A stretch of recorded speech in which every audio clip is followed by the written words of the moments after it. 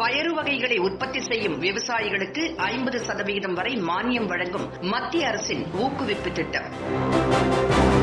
தேசிய உணவு பாதுகாப்பு திட்டத்தின் கீழ் துவரை, உளுந்து, பச்சை பயிறு மற்றும் கொண்டைக்கடலை ஆகிய பயிர்களை உற்பத்தி செய்ய ஹெக்டேர் ஒன்றுக்கு 7,500 வழங்கப்படுகிறது. நிலக்கடலையை தொடர்ந்து உளுந்து பயிர் செய்வதற்கு ஹெக்டேர் ஒன்றுக்கு 15,000 வழங்கப்படுகிறது.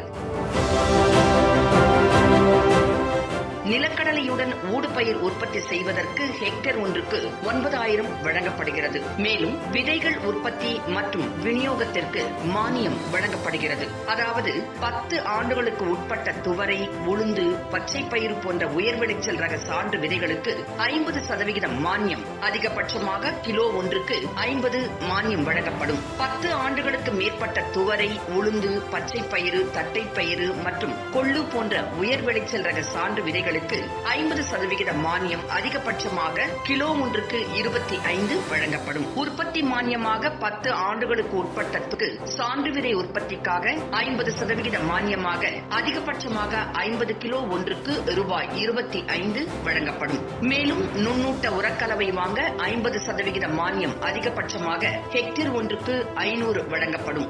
உயிர் உரங்களுக்கு 50% மானியம், அதிகபட்சமாக ஹெக்டேர் ஒன்றுக்கு 300 வழங்கப்படும். பயிர் பாதுகாப்பு மருந்துகளுக்கு 50% மானியம், அதிகபட்சமாக ஹெக்டேர் ஒன்றுக்கு 500 வழங்கப்படும். சுழல் கலப்பை பெற இயந்திரம் ஒன்றுக்கு 34,000 அல்லது 40% மானியம், இதில் எது குறைவோ அது வழங்கப்படும். சிறு குறு பெண் விவசாயிகள் மற்றும் தாழ்த்தப்பட்ட பழங்குடியின விவசாயிகளுக்கு இயந்திரம் ஒன்றுக்கு 42,000 அல்லது 50% மானியம், இதில் எது குறைவோ அவை வழங்கப்படும். விசை தெளிப்பான்களுக்கு 40% மானியம் அல்லது அதிகபட்சமாக 3,000 வழங்கப்படும். கிணறு உள்ளிட்ட நீர் ஆதாரங்களில் இருந்து வயலுக்கு தண்ணீர் எடுத்து செல்லும் PVC குழாய்களுக்கு மீட்டர் ஒன்றுக்கு 35 அல்லது 50% மானியம், அதிகபட்சமாக பயனாளி ஒருவருக்கு 15,000 வழங்கப்படும்.